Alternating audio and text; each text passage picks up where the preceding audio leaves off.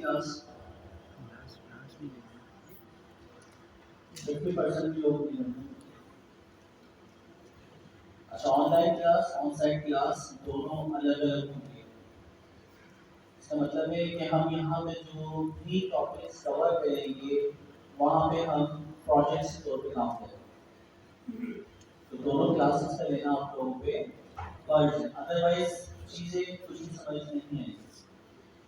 तो 13 क्लास या 14 classes normally आपकी एक क्वार्टर की बनती है, और ऑनलाइन ऑन साइट मिला दें तो 26 और 28 तक हमारी क्लास चलती है। तो आपकी एक क्वार्टर में 30 क्लासेस होनी होगी, ये कंसिडर करें।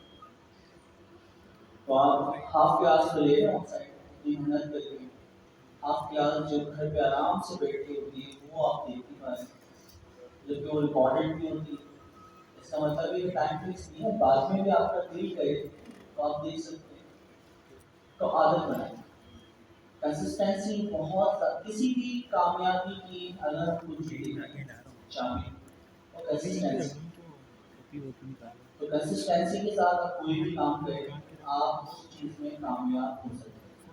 अदरवाइज आप जितने भी शार्प स्टूडेंट हैं, आपका आईक्यू भी कुछ भी है, अगर आप कंसिस्टेंट नहीं हैं तो आप टेक्निकल लोगों के इस चीज में कामयाब नजर आते हैं, लेकिन लॉन्ग टर्म उसके अंदर आप अपनी कामयाबी को बरकरार नहीं रख सकते। तो एक वो स्टूडेंट हमारी तरह नलायक जो कि चीज़ों को समझने की कोशिश करता है, समझ नहीं आती क्यों, क्योंकि हर चीज़ को मुख्तलिफ पर्सपेक्टिव से देखते हैं। आप लोग कहते हैं कि हर चीज़ के दो पहलू होते हैं, पॉजिटिव और नेगेटिव। मैं कहता हूँ कि 3D स्पेस हमारे पास है, तो 360 एंगल्स आपके पास मौजूद हैं। तो 360 मल्टीप्लाई बाय 360, किसी भी चीज़ को देखने के इतने सारे पर्सपेक्टिव हैं।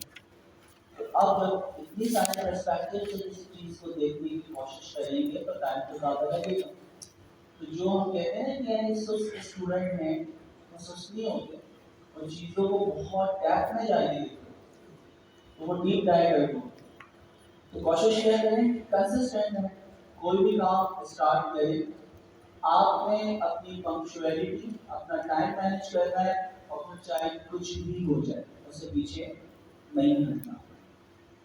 रिसेंटली अभी मेरी परिणामी का इंतकाल, सॉरी नानी का इंतकाल हुआ था, परिणामी का ऑलरेडी पहले ही हो गया था। वो भी माशाल्लाह 106 या 130 साल की उम्र में एग्जैक्ट अमाउंट की मुझे नहीं पता। अच्छा, तो कहने का मकसद ये है कि जिंदगी में जैसे भी हालात, जिस दिन इंतकाल हुआ, लास्ट वीक की बात है, मैं यूआईटी के अंदर क्लास ले रहा था, तो अपनी क्लास कंप्लीट की, सारी चीज़ें करी, और उसके बाद फिर जो भी आने दुनिया में चीज़ें हैं वो करें। तो जिंदगी में दोस्तों कंसिस्टेंसी, इरादा कर लिया तो अब चाहे जैसे ऑब्स्टेकल दरमियान में आए आपने वो चीज़ पूरी की। मुश्किल होता है, आसान नहीं, बहुत मुश्किल, लेकिन जब इरादा कर लिया है तो अब कर दो। किसी भी कामयाब इंसान से आप पूछे कैसे कामयाब हुए, अच्छे काम, तो वो आपको कहेगा मुझे ये काम करना था, मैंने कर दिया। और नॉर्मल लोगों से लिया, हम जैसे यार क्या मसला है, तुम्हारा तो कोर्स इतना अच्छा है, सर्दियाँ आपके अपने शहर के कराची के, तो आप लोग क्यों उनसे फायदा उठाते हैं? यार हम तो कोर्स आउटलाइन में इतनी चेंजेस करते हैं ना कि उसे अडॉप्ट करना ही बड़ा मुश्किल तरीन काम। ठीक है, एक्सक्यूज और वैलिड एक्सक्यूज, इवन जो पुराने हमारे सीनियर्स लोग हैं उनके लिए भी इस इन्वायरमेंट में रहना, सर्दियों के साथ सर्वाइव करना आसान काम नहीं। चेंजेस इतनी रैपिडली पैदा होते हैं कि हर कोई अडॉप्ट नहीं करता, लेकिन करना पड़ता। अच्छा, और भी बहुत सारे एक्सक्यूज हैं, तो इस एक एक्सक्यूज बताया आप लोग की तरफ से एक्सक्यूज, सारी जिम्मेदारियों का बोझ जो है आपके कांधों पे, यानी दुनिया के मजलूम तरीन इंसान आप ही हैं, जो भी काम है दुनिया को सारे आप कर दो, और सारे वैलिड होते हैं। मेरा खाना भी पकाना होता है आपको, बर्तन भी धोने होते हैं, चाय भी बनानी होती है, ठीक है, और मर्द हज़ार को जॉब पे भी जाना होता है, उनके प्रेशर्स लिए, घर पे आके बच्चों को भी टाइम देना होता है, स्कूल भी छोड़ना होता है, वापसी भी जाना होता है, इतने मसले मसाइल, क्योंकि सारे वैलिड। तो या तो ऑन वैलिड जो स्क्यूज हैं उनको कहेंगे वाकई वो वैलिड है, मैं कुछ नहीं कर सकता इन्हीं वैलिड स्क्यूज के साथ अपनी जिंदगी गुजारनी, या फिर आपने हर हाल में जो काम करने का इरादा कर लिया उसको आप कर लीजिए। तो कोशिश किया करें इरादा जो करें, बड़ा मुश्किल काम होता है। हम पाकिस्तानी सब इरादे तो बेतहाशा करते हैं, लेकिन उन इरादों पे साबित कदम नहीं रह पाते। चलिए जी, तो स्टार्ट करते हैं। आज की क्लास में, लास्ट क्लास में हमने लेसन 9 जो है वो ऑलमोस्ट कंप्लीट कर दिया था। उसके अंदर हमने देखा था कि जिमिनाई की एपीआई कीज हमने कैसे जनरेट की, एलएलएम के साथ कैसे उसकी कनेक्टिविटी की, रिस्पांस एलएलएम का या प्रिंट एलएलएम का फंक्शन जो है वो इंपोर्ट करके हमने उससे क्या क्या करवाया, मुख्तलिफ क्वेश्चन पूछे, और इसका कैपिटल ऑफ इंडिया और फ्रांस इसमें सवाल। तो वो जनरल नॉलेज की बेस पे या मल्टी मोडाल्स की बेस पे आपको रिस्पांस करना स्टार्ट कर दिया। तो वही चीज़ हम करेंगे। इंटरनेट का इशू हमारे पास है।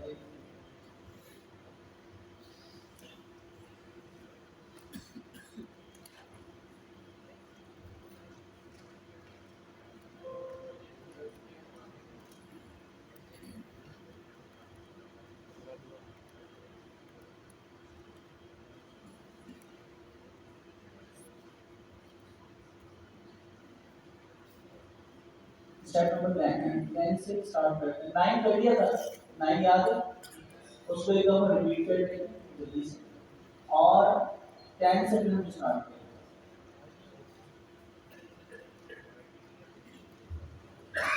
स्टेप नंबर 9 हमें ऑर्डर करना है, कैसे करना है? प्रोजेक्ट हमारा जो है यूनिवर्सिटी की कोऑर्डिनेशन, यूनिवर्सिटी की ऑर्गेनाइजेशन पे learn cloud native modern AI Python का प्रोजेक्ट। इसमें हम आते हैं स्टेप नंबर 7 पे, natural language programming. Step number 7 के बाद स्टेप नंबर 2 पे AI Python for beginners, then course of basics. उसके बाद लेसन नंबर 9 पे बात होंगे। लेसन नंबर 9 पे जुपिटर नोटबुक रखी, तो जुपिटर नोटबुक का यूआरएल ऊपर ब्राउज़र से कॉपी करके मैं इसे ओपन कर रहा हूं गूगल कॉलेज से। गूगल कॉलेज पे गए, जैसे गए तो फर्स्ट टाइम पेज विंडो आती है, गिटहब का ऑप्शन आता है। गिटहब के ऑप्शन पे जाकर यूआरएल को कॉपी पेस्ट करके इंटर कर दो। ये वो प्रोसेस है जो हमारी क्लास में देखते रहा। ओके, इसके अंदर हमने दो काम करने हैं। सबसे पहले जिमिनाई जो आपके पास गूगल का एलएलएम, उसकी एपीआई जनरेट करके क्रिएट करके इसके साथ कनेक्ट करके।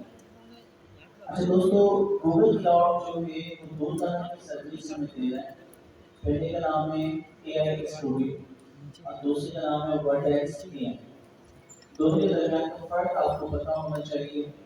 एआई स्टूडियो जो इस्तेमाल होता है उसका काम क्या है, जितने भी फ्री एलएलएम जैसे सर्विसेज जो डायरेक्टली विदाउट कोई भी कंडीशन डाले लगाने किधर है? वही वो देख लो, आपके नहीं ये पास जगह नहीं एआई स्टूडियो जो है। इसको नोटिफिकेशन और दोबारा नहीं, ज़रा सा एक्सेस भी नहीं है। आसानी से हर किसी को मिल जाए। किसी एक को उतारना पड़ेगा। अभी जो हम देखेंगे सेपरेट के ऊपर जाएंगे और वहाँ पे जनरेट एक क्रिएट जिमिनाई कीज का जो टैब है ऑप्शन उसको क्लिक करते हैं तो हमारे पास जो खुलता है AI studio. AI studio free, और उसका सबसे बड़ा फायदा क्या है कि बहुत आसानी से हर कोई विदाउट कोई भी लाइक क्रेडेंशियल डाले या आपको देखने की जनरेट करके देगा। ये जो इंटरफेस देखते हैं आपके पास क्या गूगल एआई फ्री। हाँ दूसरा होता है वर्टेक्स एआई। वर्टेक्स एआई में आप बाकायदा, अच्छा ये प्रोडक्शन लेवल के काम करने के लिए होता है, एंटरप्राइज एप्लीकेशन बनाने के लिए। तो उसमें जो भी कुछ आप बनाएंगे उसके अंदर तमाम के तमाम गूगल की जितनी सर्विसेज हैं, चाहे वो गूगल क्लाउड की डेटाबेस हो, फायरबेस हो, एक्स वाई जी, कोई भी सर्विस, वो सारी सर्विसेज आप यूटिलाइज कर सकते हैं और जितना इस्तेमाल करेंगे उतने ही आपको पैसे पे करना पड़ेगा। तो वर्टेक्स है फ्री, उसको एक्सेस करने के लिए आपको क्रेडिट कार्ड चाहिए। तो यहाँ पे अगर ऑडियंस है हैंड रेज करवाओ, कितने लोगों के पास क्रेडिट कार्ड है दोस्तों? एक हैंड रेज करें क्रेडिट कार्ड वाले, मुश्किल से हमारे पास 5% की लोग थी, ठीक है। तो अगर हमने स्टार्ट कर दी 5% वाले को बहुत आराम से अभी काम करना स्टार्ट कर दिया बड़े से आए पे, बाकी के 95% काम नहीं कर पाते। इसलिए हम फ्री वाले जो जहाँ तक हमें फ्री रिसोर्सेज मिलती है वहाँ तक हम कोशिश करेंगे। और जहाँ आपको पैसे देने हैं, जैसे कि हम बात करें जिसकी कस्टम जीपीडीज, जो है $20 वाला अकाउंट जिसके पास होता है वो कस्टम जीपीडी बना सकता है। तो जब तक आपका काम नहीं है फ्री में हो रहा है हम कोशिश करेंगे। और जहाँ हमें चाहिए होगा कस्टम जीपीडीज बनाने के लिए तो उस वक्त है $20 आप लोग अकेले खर्च कर लेना, एक ग्रुप बना के आप लोग न्यू अकाउंट बना के कर लेना। आप लोग पाकिस्तानी एक से बढ़कर एक आप जुगाड़ ला सकते हैं, तो मुझे भी बताइएगा कि आप लोगों ने क्या किया। तो दोस्तों AI स्टूडियो को ही हम इस्तेमाल करेंगे वर्टेक्स AI पे, फिर वर्क हम नहीं जा रहे। अगर आप वर्टेक्स AI पे जाते हैं, क्रेडिट कार्ड डालते हैं, आपको $300 फ्री टायर्स मिलते हैं, जिसमें आप गूगल की तमाम सर्विसेज जिसका बिल $300 तक बनेगा वो आपको देगा। तो कम तो नहीं $300, तो फ्री में आपको $300 क्लाउड के मिले अच्छे खासे हैं टाइम के। तो वर्टेक्स AI पे भी जाइए, हम AI स्टूडियो पे जाते हैं। अच्छा, तो यहाँ पे कीज बनाना है क्या है, या आसान है। लेफ्ट साइड के ऊपर पहला टैब है क्रिएट या जनरेट प्रॉपर्टी वाला, गेट एपीआई कीज, और इसके ऊपर क्लिक करने के बाद राइट साइड पे सारी चीजों को रहेंगी। तो यहाँ पे get API keys right side पे, और ये दिखा रहा है नीचे एक बटन जिसके ऊपर लिखा हुआ होगा क्रिएट एपीआई की। तो क्रिएट एपीआई की पे हम जैसे ही क्लिक करते हैं दोस्तों, ये आपसे पूछेगा क्या आपका कोई एग्जिस्टिंग प्रोजेक्ट है जिसके लिए आप की जनरेट करना चाहते हैं, बिना उसको बचाएगा। मैं डेवलपमेंट करता हूँ, मैं पीआईसी की वेबसाइट पे भी काम कर रहा हूँ, कैंसर क्लियरिटी के ऊपर भी काम कर रहा हूँ, मैं यूनिवर्सिटी पे भी काम कर रहा हूँ, तो इतने सारे प्रोजेक्ट्स पे एक साथ काम चल रहा है। मेरा ये अकाउंट है सबका डेवलपमेंट करने के लिए, तो किस अकाउंट से कितने पैसे खर्च हुए, तो हर प्रोजेक्ट के लिए हमें क्या करना चाहिए, एक इंडिविजुअल एपीआई की जनरेट करना चाहिए, ताकि बाद में हम बता सकें कि यार इस सर्विस के ऊपर कितनी कॉस्टिंग है। इस वजह से जैसे ही आपने क्रिएट की के ऊपर क्लिक किया तो पॉपअप एक विंडो हमारे सामने खुली। उस विंडो के अंदर पूछ रहा है कि क्या आपके पास कोई प्रोजेक्ट पहले से है, तो आपने यहाँ पे माय फर्स्ट प्रोजेक्ट या जो भी आप इसमें सेलेक्ट करेंगे डिफॉल्ट के ऊपर, तो आपकी वो प्रोजेक्ट ही बना देगा। तो माय फर्स्ट प्रोजेक्ट के नाम से यहाँ पे आ रहा है, आप उसी के लिए सेलेक्ट करें। आप लोग जब डिफॉल्ट पे करेंगे तो वहाँ पे वो खुद ब खुद माय फर्स्ट प्रोजेक्ट बना देगा, और उसके बाद आपने क्रिएट पे क्लिक कर देना है, और यहाँ पे एपीआई कीज आपके सामने जनरेट हो जाएगी। ठीक है, ये कीज। अच्छा, अब इस कीज की इंपॉर्टेंस का अंदाजा आप लगाएं। जिस तरह आपके घर की चाबी, ये चाबी जिसके पास होगी वो आपके घर में दाखिल हो सकता है और घर में जितनी चीजें हैं उनको एक्सेस कर सकता है। इसी तरह जो आपका क्लाउड है, जो $300 आपको मिलेंगे, वहां पे जो भी एक्सपेंस आएंगे, जितनी भी सर्विसेज है, अगर ये चाबी गलत हाथों में चले जाए तो कोई भी बंदा इस चाबी के जरिए आपके क्लाउड में एक्सेस देने के बाद बहुत सारी सर्विस को इस्तेमाल कर सकता है। यानी आप समझे कि आपका एटीएम या क्रेडिट कार्ड खाना कोई और खा रहा है, बिल आप दे रहे हैं वाला सीन। तो जिसके पास पिन कोड है और कार्ड है वो एक्सेस कर सकता है आपके अमाउंट का। इसी तरह आपके घर की चाबी अगर किसी के पास है तो वो घर के अंदर एक्सेस ले सकता है, हर काम कर सकता है। इसी तरह ये आपकी एपीआई कीज, ये बहुत सेंसिटिव कीज होती है। कभी भी हम अभी तो खैर हम आपको लर्निंग पर्पस के लिए सिखा रहे हैं, तो ये कीज में कभी भी आप लोग के सामने जनरेट करके किसी प्रोजेक्ट जो एग्जिस्टिंग प्रोजेक्ट जैसे कैंसर क्लैरिटी, रेवोल्यूशन कैंसर, इस तरह की जो हमारे स्टार्टअप चल रहे हैं उसके ऊपर जो कीज कनेक्ट हुई हुई है मैं कभी भी आप लोगों के सामने नहीं खोलूँ। आपके सामने मैं शायद अपने भाई के सामने नहीं खोलूँ, किसी के सामने नहीं। उसकी वजह क्योंकि वो जिम्मेदारी देगी खुदा न खास्ता किसी भी तरीके से आपको लीक हो तो पूरा प्रोजेक्ट चले। मुख्तलिफ वेबसाइट के साथ होता है ना, हैक हो गई, प्लीज हैक हो गई, तो उसका मतलब है क्या, आपका कोई भी मैसेज कहीं के साथ शेयर हुआ था, फाइल के साथ कुछ हुआ था, इस तरह के ना चीज होती है। तो ये कीज कभी भी गलत हाथों में नहीं जानी चाहिए। तो आपने कीज यहाँ से जनरेट कर दी। अच्छा, अब हम गूगल कॉलेज पर आते हैं, आपसे सीक्रेट्स के ऊपर जाते हैं, लेफ्ट साइड पे सेकंड लास्ट स्टेप, और यहाँ पे आप देखते हैं ऐड वेरिएबल।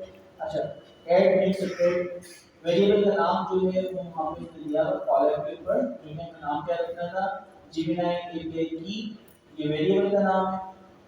और दूसरी चीज उसकी चाहिए थी वैल्यू, और वैल्यू हमने वहाँ से वो कॉपी कर दी थी कीज, तो ये सीक्रेट कीज के तौर पर हमने ऐड कर। ऐसे फायदा होता है कि सीक्रेट कीज एक दफा आपने ऐड कर दी, मुख्तलिफ जो गूगल कॉलम्स की फाइल आपको मिलते हैं उन तमाम जगहों पे यही कीज 3-4 इस्तेमाल करते हुए मैं अपने एलएलएम्स को इस्तेमाल कर सकता हूँ। नेक्स्ट वाले पार्ट में हम चलते हैं, इसको एनालिसिस भी करना पड़ेगा दोस्तों। तो यहाँ पे हमने उसको करके टॉगल बटन के ऊपर क्लिक करके उसको इनेबल कर दिया, बस यार काम करना। उसके बाद अपने कोड की तरफ हम चलते हैं। हमारे कोड में सबसे पहली चीज सेल नंबर 1 पे अगर आप देखें, कर्ल की कमांड चला के हमने एक फाइल डाउनलोड की है जिसका नाम क्या है, helper function dot p y. तो helper function dot p y, अगर आप फोल्डर ऑप्शन में लेफ्ट साइड के ऊपर देखें टैब के ऊपर, तो थोड़ा जूम आउट करके सेकंड पे नीचे जो लास्ट टैब है, यहाँ पे अगर देखें तो दोस्तों यहाँ पे अभी तक कोई भी फाइल, थोड़ी देर बाद आता है कंटेंट वगैरह, तो यहाँ पे आप देखेंगे कि helper function dot p y की कोई फाइल नहीं। हम क्या कर सकते हैं, हम मुख्तलिफ तरीकों से हम फाइल ला सकते हैं। अच्छा, पहला तरीका अगर हम मैनुअल करते हैं, आप उसको बंद करते हैं, लेकिन जो यूआरएल वहाँ पे दिया था उस कोड के अंदर जो http से स्टार्ट हो, इस यूआरएल के ऊपर अगर क्लिक किया जाए,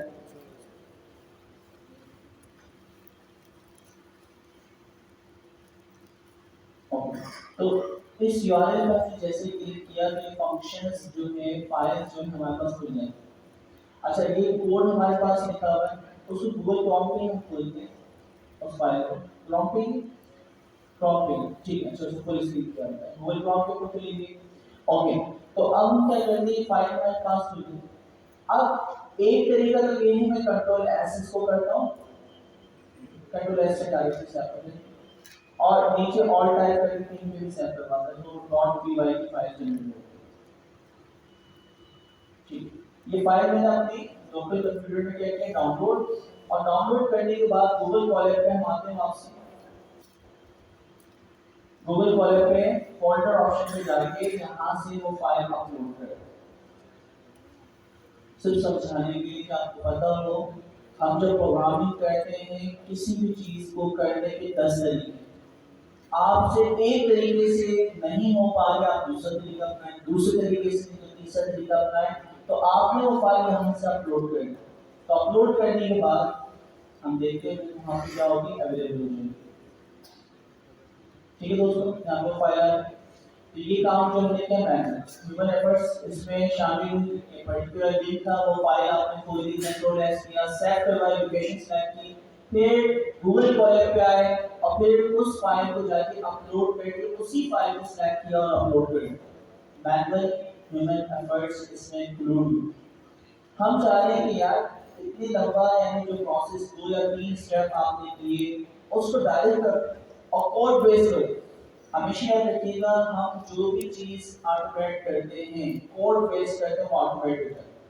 ऑटोमेट का मतलब क्या है कि जस्ट वन क्लिक करेंगे, रन ऑल सेल करोगे, सारे प्रोसेस एक साथ हो सकते हैं। तो हम हमेशा टाइम तो लगता है, मैनुअल एफर्ट्स को कोड में कन्वर्ट करने में टाइम लगता है 1 टाइम, लेकिन उसका फायदा क्या है कि अब आप उसको जब भी चलाया करेंगे, वो मैनुअल एफर्ट्स अगर 10 मिनट दिया करती थी, कोडिंग की वजह से वही एफर्ट्स जो है आप कुछ मिनट से सेकंड्स में कर पाएंगे। तो इसलिए हम कोशिश करते हैं हमेशा कोड बेस्ड ऑटोमेट करें। तो ऑटोमेशन से हमें क्या फायदा होता है, जब ऑटोमेशन फर्स्ट टाइम करेंगे टाइम बहुत ज्यादा लगेगा, यानी वो काम जो मैनुअली आप करते थे 1 मिनट पे, आप कोडिंग फर्स्ट टाइम जब कर रहे हैं, वो कोड लिखने में, लॉजिक लिखने में आपको 2 दिन लगते, लेकिन नेक्स्ट टाइम आपको क्या फायदा होगा कि 1 चीज के ऊपर वो 50 स्टेप जो मैनुअली आप जा करके परफॉर्म किया करते थे वो 1 क्लिक पे हो गए। तो हमें कोशिश करना चाहिए आपके जितना भी काम है वो कोड बेस आप लोग करने की कोशिश करें। आप लोग इस वक्त रियल वर्ल्ड में आप जो भी काम करें कंप्यूटर के अंदर उसके अंदर जितनी एफर्ट्स जो मैनुअली आप करते हैं उसमें से 80% 70% कितनी एफर्ट्स को आप ऑटोमेट कर सकते उसे ऑटोमेट किया करें।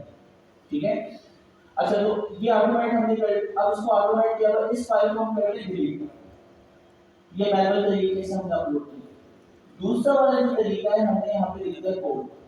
तो कर्ल की जो कमांड है लिनक्स की कमांड जो डाउनलोडिंग के लिए इस्तेमाल होती है हमने कहा आउटपुट के तौर पे आपने सेट करना है फाइल का नाम होगा helperfunctions.py और आपने जो फाइल डाउनलोड करनी है ऐड के अंदर उसका यूआरएल लिखना है।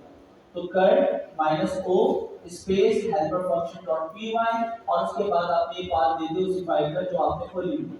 जब मैं ये कमांड चलाता हूँ ये कमांड चलाते हैं लेफ्ट साइड पे फोल्डर ऑप्शन के अंदर कोई भी फाइल मौजूद नहीं है हमने डिलीट कर दी। जैसे ही कमांड चलाई जाती है आपको फाइल कोड बेस डाउनलोड होता है। तो इससे क्या फायदा हुआ ह्यूमन एफर्ट्स बच गए कि पहले लिंक पे जाना कंट्रोल एस करना ऑल टाइप करना सेव करवाना फिर कॉलेज पे आना अपलोड करना और वो अवेलेबल हो। तो सारी एफर्ट्स जो मैनुअल करते थे वो क्या हो गए ऑटोमेटिक। तो बार बार करो अपने कोड को हमेशा ऑटोमेट करने की कोशिश किया करें जितने भी स्टेप्स आप फॉलो कर रहे हैं अपने काम के। अच्छा ये काम होने के बाद इस फाइल के कोड को हमने लास्ट टाइम देखा था तो इसके अंदर फंक्शंस वगैरह कुछ इस्तेमाल हुए। फंक्शंस की थोड़ी सी डेफिनेशन अभी हम तो थोड़ा सा करवाएंगे वैसे तो हम बहुत डिटेल में करेंगे। User defined function pre defined function default parameter functions आपके होते हैं।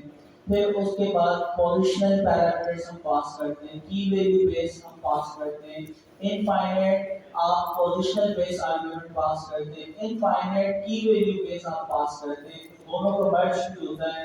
फिर तीसरा आपके पास जनरेटर फंक्शंस होते हैं। तो फंक्शन की बेतहाशा टाइप है। अच्छा फंक्शंस होते क्या हैं फंक्शंस की थोड़ी सी डेफिनेशन हम समझते हैं। देखिए रियल वर्ल्ड में रिपीटेशन से बचने के लिए हम क्या इस्तेमाल करते हैं फंक्शन।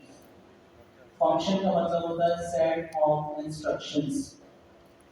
अब कोई भी आप काम करते हैं वो काम अगर उसकी कोई ना कोई स्टेप्स अच्छा वो स्टेप्स मैं आपको कहता हूँ सबसे पहले दूध लें फिर उसके अंदर थोड़ी सी पत्ती डालें फिर आप उसको बॉइल करें पत्ती जब नीचे बैठने लग जाए चूल्हा बंद कर दें और उसके बाद उसे कप में सर्व करें और उसके बाद जो भी आपकी गेस्ट है उनको सर्व करें। अच्छा अब ये स्टेप्स मैंने बताया आपको किस चीज़ के स्टेप्स थे चाय बनाने के। अच्छा अब देखो रियल वर्ल्ड में अब कोई भी घर पे मेहमान आता अम्मी आपको बुलाती तो बेटा दूध को गर्म करो पत्ती डालो फिर चीनी डाल देना बॉयल करना पत्ती नीचे बैठ जाए फिर चूल्हा बंद कर देना फिर 6 कप्स हैं उसके अंदर सर्व करके लाना फिल्टर करके और जितने गेस्ट हैं उनके सामने सर्व करना अच्छी प्रेजेंटेशन के साथ और बिस्किट्स वगैरह जो भी आपके हैं वो भी नहीं। अच्छा अब इतनी सारी इंफॉर्मेशन आपको बताएं तब क्या हुआ रिपीटेशन से बचने के लिए उस सिस्टम का या सेट ऑफ इंस्ट्रक्शन का नाम रख दिया चाय बनाना। अब जब भी कोई आपके गेस्ट आता है तो अम्मी एक बार बोलती है चाय बना तो आपको सेट ऑफ इंस्ट्रक्शन जो 6 या 7 चीजें आपको हर दफा बतानी पड़ती वो याद। तो रिपीटेशन से बचने के लिए हम रियल वर्ल्ड में भी क्या करते हैं सेट ऑफ इंस्ट्रक्शन को बंच बना के उसको एक नाम दे देते हैं उसे हम कहते हैं क्या कहते हैं फंक्शन। अच्छा किसी भी प्रोग्रामिंग लैंग्वेज को जब हम स्टार्ट करते हैं उसके अंदर 2 तरह के फंक्शन होते हैं। पहले फंक्शन को हम कहते हैं प्री डिफाइंड फंक्शन और दूसरे होते हैं user defined function. Pre defined function वो फंक्शन जो कि पहले से बने हुए हैं स्टैंडर्ड फंक्शन। रियल वर्ल्ड में हम बात करते हैं शादी का फंक्शन। ठीक है तो ये फंक्शन बाबा आदम से लेके आज तक ये फंक्शन बना हर मजहब। अच्छा अब हम कहते हैं कि यार शादी का जो फंक्शन है उस फंक्शन में कुछ चीजें रिक्वायर्ड हैं और कुछ चीजें ऑप्शनल। रिक्वायर्ड पैरामीटर्स क्या है, अच्छा उनको कहते हैं पैरामीटर। ऐसी चीजें जिनके बगैर फंक्शन प्रोसेस ही नहीं हो सकता, वो रिक्वायर्ड पैरामीटर। तो अगर मैं बात करूं किसी भी मजहब में, चले इस्लामी मजहब में बात करते हैं, तो इस्लाम में शादी के फंक्शन को परफॉर्म होने के लिए कितने पैरामीटर रिक्वायर्ड है दोस्तों? दो। कौन कौन से भाई? एक लड़का और एक लड़की। फिर और सोचा फोर्स, मुसलमान है आप, कौन है? निकाह तो होगा, तो पढ़ाएगा, कौन पढ़ाएगा? काजी। कितने पैरामीटर होगा? तीन। और अब याद करें गवाह, कितने गवाह? चार। चारों आपकी तरफ से, दो लड़की की तरफ से और दो लड़की की तरफ से। कितने हो गए? सात हो गए। अच्छा, फिर इसके अलावा दस्तखत। खैर वैसे इस्लाम में दस्तखत की दुनिया में दी है। आप काजी के सामने हिजाब कबूल करके आपका निकाह हो जाएगा। हाथ में है, वो भी सुन्नत है भाई, ठीक है, वो भी सुन्नत है, आपको देना चाहिए। अगर नहीं भी दे सकते तो आप माफ भी करवा सकते। खैर माफ भी करवाना, देना नहीं, ठीक है, पहले ही देना। कोशिश करें पहले ही दें, बाद में नहीं दें कि बाद में नहीं। अच्छा, तो मीन्स हमें पता चला शादी के फंक्शन, इस फंक्शन को परफॉर्म होने के लिए हमें 7 पैरामीटर चाहिए। 7 रिक्वायर्ड पैरामीटर इस्लामिक अगर कल्चर में या रिलीजन में आप शादी। दूसरा मसला में दूसरी अन्य चीजें रिक्वायर्ड हो सकती है। ऑप्शनल इसमें क्या है? ऑप्शनल पैरामीटर कि आपकी जो निकाह है या शादी है वो मस्जिद में होगी या आप तो रिजेंट प्लाजा में चला गया, वरना रिजेंट प्लाजा ताजमहल होटल में आपकी करवा दें, ठीक है। हमारे पास पार्टी लगी थी गवर्नर हाउस में, क्या होता आपकी गवर्नर हाउस में शादी हो गई, मेरे क्या आप भी की दुआ आ रही। अच्छा, तो अब ऑप्शनल पैरामीटर कि आप मस्जिद में शादी करते हो, टेंट लगा के अपनी गली में शादी करते हो, या फिर ताजमहल होटल में आप चले जाते हैं। अच्छा, ऑडिटोरियम में, ऑडिटोरियम में चीज खाना अलाउ नहीं है, तुम शादी करोगे, शादी का खाना तुम उसको खिलाओगे, ठीक है। अच्छा, फिर उसके बाद ऑप्शनल खाने की डिशेस, नॉर्मल स्टैंडर्ड कॉर्मा बिरयानी जो कि हर उसको होती है, या फिर आप बाकी नाम करना चाह रहे हैं तो 50 की मेरी डिशेस आप रख सकते हैं, डिपेंड कि आपके पास बजट कितना है। अच्छा, तो हमें पता चला कि फंक्शन सेट ऑफ इंस्ट्रक्शंस हैं, उनको फॉलो किया और उस फंक्शन को परफॉर्म करने के लिए कुछ पैरामीटर चाहिए होते हैं, रिक्वायर्ड पैरामीटर जिनके बगैर फंक्शन परफॉर्म हो ही नहीं सकता। ऑप्शनल पैरामीटर, ऑप्शनल पैरामीटर अगर जितना गुड़ डालोगे उतना मीठा होगा, तो ऑप्शनल आप ताजमहल होटल में करें, 100 डिशेस करें और उसके अलावा मायो पता नहीं कौन कौन सी रस्में होती हैं वो सब कुछ करें, तो जब भी आपकी शादी होगी, या फिर आप डायरेक्ट मस्जिद में जाके 7 पैरामीटर के साथ काजी के सामने हिजाब कबूल हुआ आपकी शादी। इसी तरह मैयत का फंक्शन, ठीक है। अब इस्लामी इसमें अगर हम देखें, इस फंक्शन को परफॉर्म होने के लिए रिक्वायर्ड पैरामीटर क्या है दोस्तों? मरने वाले। अच्छा, सेट ऑफ इंस्ट्रक्शन कि भाई जैसे ही कोई मरता है सबसे पहले उसे गुस्ल दिया जाता है, कफन पहनाया जाता है, फिर उसके बाद नमाज जनाजा होती है, फिर उसके बाद फाइनल टच। ये तो रिक्वायर्ड आपके पैरामीटर है आपके इस्लामिक रिलीजन। लेकिन ऑप्शन क्या है? फिर आप वो लाइक स्वयं करते, तीजा करते, 10वां 20वां 40वां और भी मुख्तलिफ पैरामीटर में। कुछ लोग शायद ये नहीं करते, सिर्फ 3 दिन के लिए यानी आपका स्वरूप होता है। अच्छा, वो बहुत सारी चीजें तो वो अलग अलग यानी आपके फिरकों में अलग अलग चीजें होती है। लेकिन नमाज जनाजा नहीं, गुस्ल, कफन, नमाज जनाजा और उसके बाद तस्बीह, ठीक है। तो जितने भी मुसलमान हैं ये जो सेट ऑफ इंस्ट्रक्शन है सब फॉलो करें। तो हमें पता चले फंक्शन, यूजर डिफाइंड फंक्शन अच्छा, ये फंक्शन दुनिया में पहले से बने हुए हैं। तो ऐसे फंक्शन जो किसी भी दुनिया में, किसी भी वर्ल्ड में पहले से बने हुए होते हैं, या प्रोग्रामिंग लैंग्वेज की वर्ल्ड में भी पहले से बने हुए होते हैं, उन्हें हम क्या कहते हैं? Pre defined function. अच्छा, अब यूजर डिफाइंड फंक्शन, यानी यूजर्स हम खुद बैठे हैं और कोई नया फंक्शन हम खुद बनाते हैं, और फंक्शन बेतहाशा हो सकता है।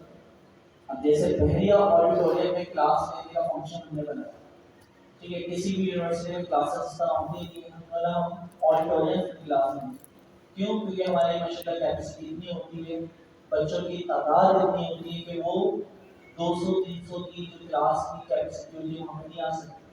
अब उसके लिए क्या करें? या तो नेशनल स्टेडियम, आपके जितने भी 2 क्लासेस 4 क्लासेस हैं वहाँ पे बैठ के, लेकिन वहाँ पे ये गवर्नमेंट नहीं मिल पाया, तो फिर हमें आपके ऑडिटोरियम को हमने फाइनलाइज किया। अच्छा, अब ऑडिटोरियम में क्लास लेने का क्या तरीका होगा? तो उसका पूरा पूरा फंक्शन डिफाइन करना कि भाई हम कार्ड इश्यूज करेंगे स्टूडेंट को। अब बहरी ऑडिटोरियम में क्लास होने की यहाँ सिक्योरिटी कंसर्न ज़्यादा है, तो स्टूडेंट अपना ओरिजिनल CMIC भी साथ लेके आए और अपना स्टूडेंट कार्ड भी साथ लेके आए। बाकी जो चेकिंग वगैरह है वो यहाँ की सिक्योरिटी खुद करेगी, उसमें PIC की मैनेजमेंट का कोई ताल्लुक नहीं है, और ये हमारी सिक्योरिटी के लिए अच्छा है। ठीक है, बताया तो हमें दिखता है जब भी सिक्योरिटी, जितनी ज़्यादा आप सिक्योरिटी बढ़ाते हैं उतना ज़्यादा टाइम क्या होता है लगता है।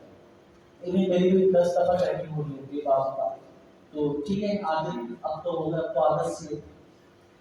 अच्छा, तो दोस्तों कहने का मकसद ये है कि सिक्योरिटी होना चाहिए, लेकिन वो सिस्टम अब हमने बनाया कि स्टूडेंट कहीं ऑडिटोरियम में क्लास लेगा, यूआईटी में क्लास लेगा, आपकी यूआईटी के अंदर लेगा, या आप किसी कोर्स यूनिवर्सिटी में लेगा, इस्लामाबाद में एम यूनिवर्सिटी में लेगा, तो ये सारी की सारी हमारी क्या है, जो क्लासेस हो रही है उनके नाम बता दें।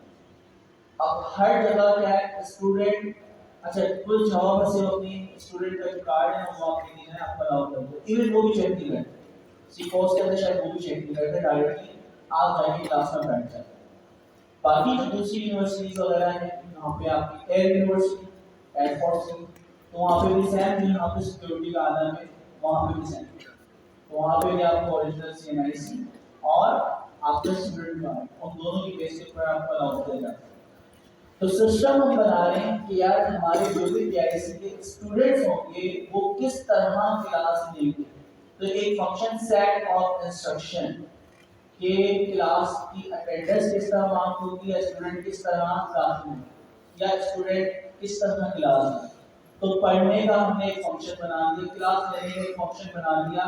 तो उस फंक्शन के अंदर रिक्वायर्ड पैरामीटर, सबसे पहले आप पढ़ने वाले स्टूडेंट हैं, दूसरी चीज रिक्वायर्ड कि आपके पास स्टूडेंट आईडी होना चाहिए, सबूत होना चाहिए कि आप स्टूडेंट, और उसके बाद इस क्लास में आप बैठ सकते हैं।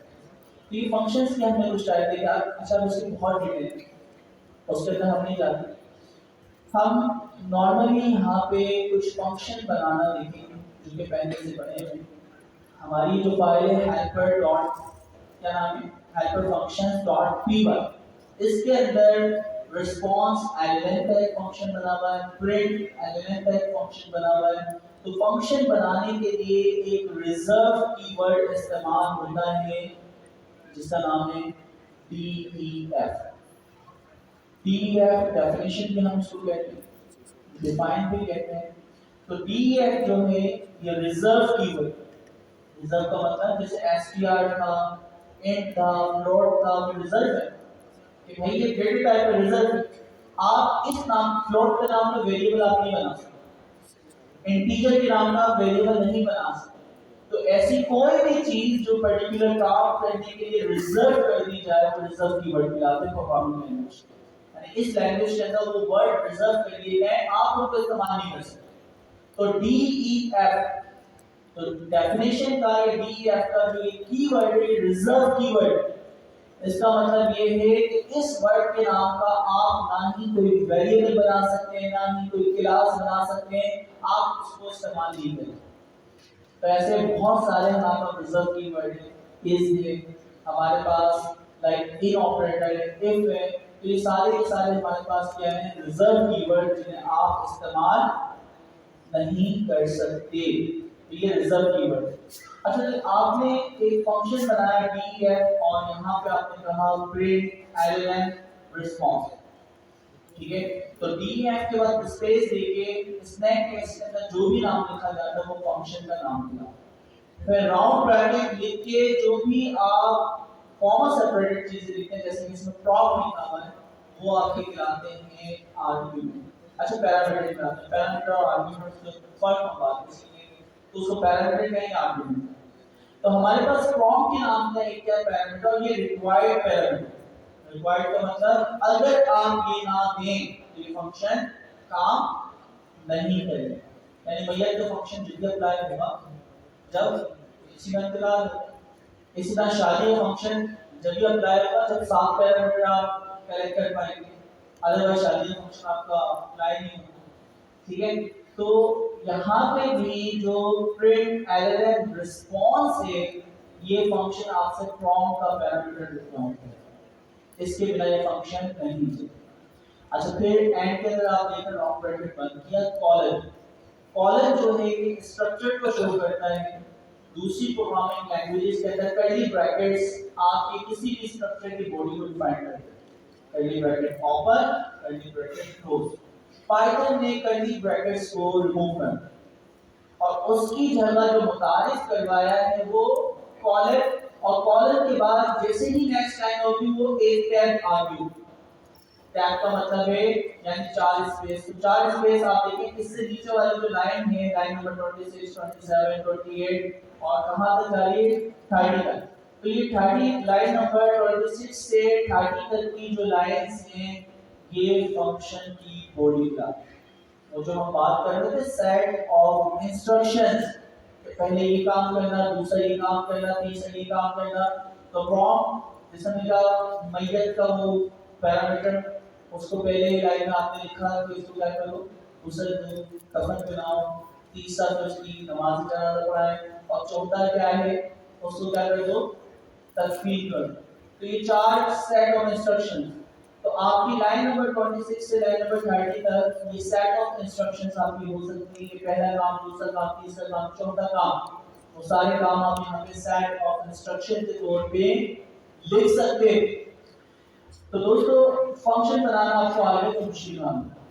इस फंक्शन के अंदर आपने प्रॉम्प्ट पास किया। अच्छा, और प्रॉम्प्ट जो है आपने लिखा हुआ है यहाँ पे get lln response line number 29 के अंदर इक्वल टू के बाद, तो यहाँ पे इक्वल टू के बाद एक और फंक्शन कॉल, और उस फंक्शन के अंदर ये चीज पास होती है, उसका जो भी आंसर आता है वो lln रिस्पांस के वेरिएबल में असाइन कर दे और उसको बाद में प्रिंट करना।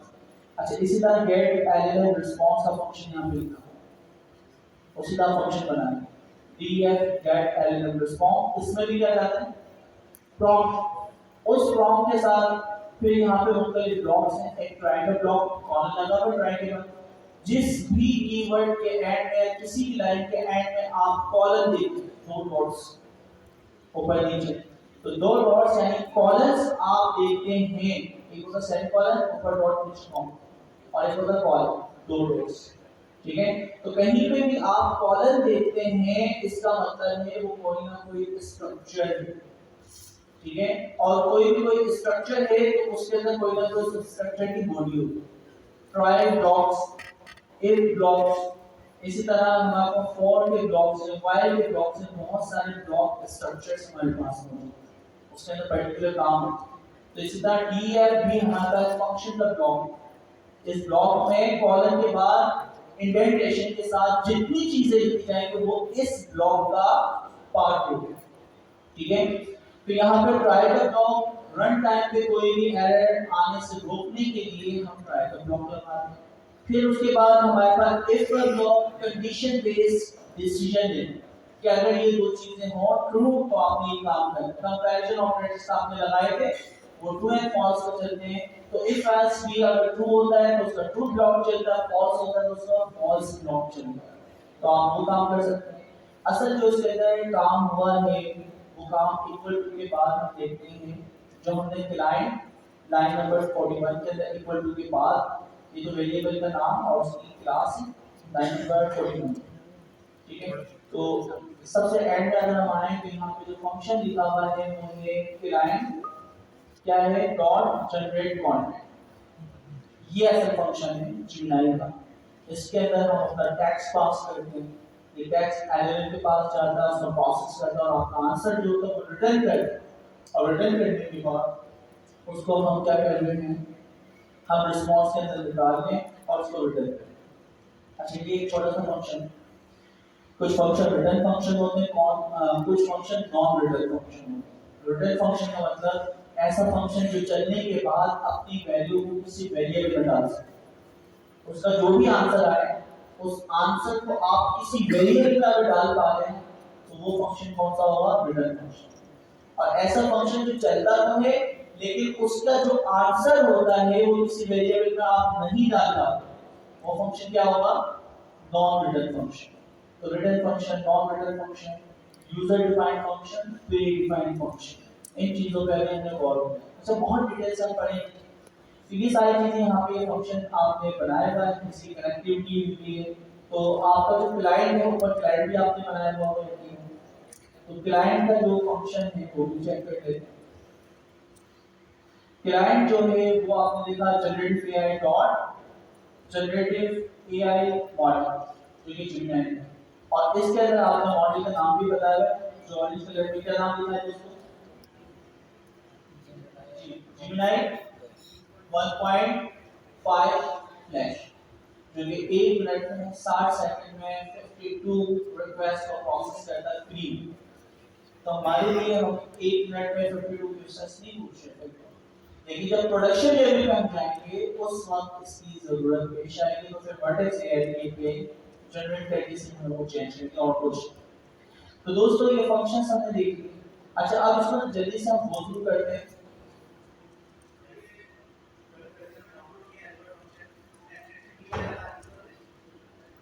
किसमें खुद लगा रहा है, लगाए कौन बोला, फिर तो हैंडल से मैं ताकि अब बोल जी फाइल का नाम और एक्सटेंशन देना है कि जो भी उसके अंदर टैक्स लिखा हुआ है इसके अंदर आउटपुट के कोड पे आपको देना प्लेस करना। पी1 नहीं लगाएंगे तो पाइथन का मॉड्यूल नहीं होगा, तो पाइथन की फाइल नहीं होगी। फिर जो आप अभी इंपोर्ट की कमांड नेक्स्ट लाइन में इस्तेमाल करेंगे वो काम नहीं करेगा। ठीक है, तो अभी देखते हैं वो कौन सी फाइल। अच्छा तो हमने कहेंगे दोस्तों कल की कमांड से वो फाइल डाउनलोड कर ली, पहला काम। जेमिनी की एपीआई कीज सेपरेट के तौर पे सेट कर ली, दूसरा काम। अब तीसरा काम जो है वो इंपोर्ट करना।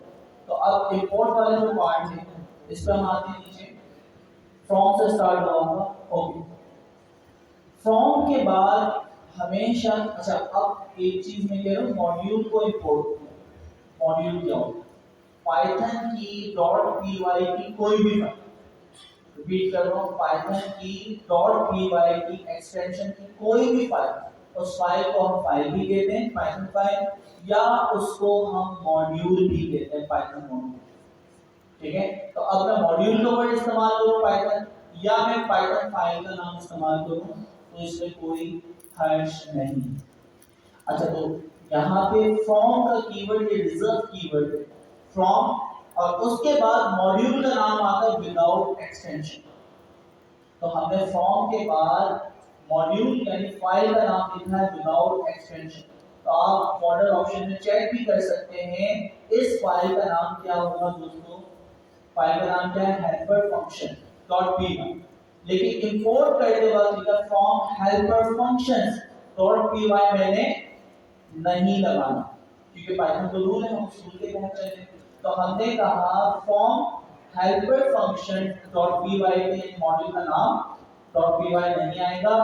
इंपोर्ट, और इंपोर्ट के बाद वहां पे एक फंक्शन हमने इंपोर्ट किया है, यहां से हम 10 चीजें भी इंपोर्ट कर सकते थे जिसका नाम क्या है, प्रिंट एलएन रिस्पांस। इस चीज को समझें कि एक चीज को ही इंपोर्ट क्यों किया।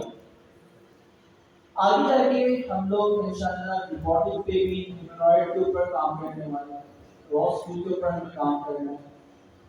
ट्रैवल कार की एक एग्जांपल हम देखते हैं। हमारे पास एलएलएम जो कि उस ट्रैवल कार की हर चीज को कंट्रोल करे, तो कोई ना कोई उसका मॉड्यूल एजेंट एआई जैसे कि एनएलएम, तो वो डिसीजन लेता है कि गाड़ी की स्पीड बढ़ानी है या डिक्रीज करनी है, आपने ब्रेक लगाना है या नहीं लगाना, गियरिंग सिस्टम आपने गियर चेंज करने या नहीं करने, ट्रैजेक्टरी आपने एंगल चेंज करना है या नहीं, या सीधा जाने देना।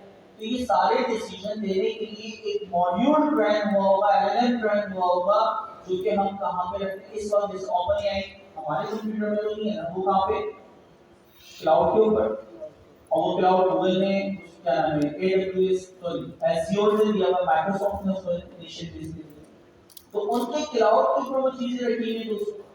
अच्छा, अब हम पाकिस्तान में उसका मशीन का ड्राइवरलेस कार की कार चलनी है, स्टॉप होनी है, रुकनी है, सारे डिसीजन लेने वाला जो दिमाग है उसका मॉड्यूल है, वो कहाँ लगा है, क्लाउड, क्लाउड कंप्यूटिंग।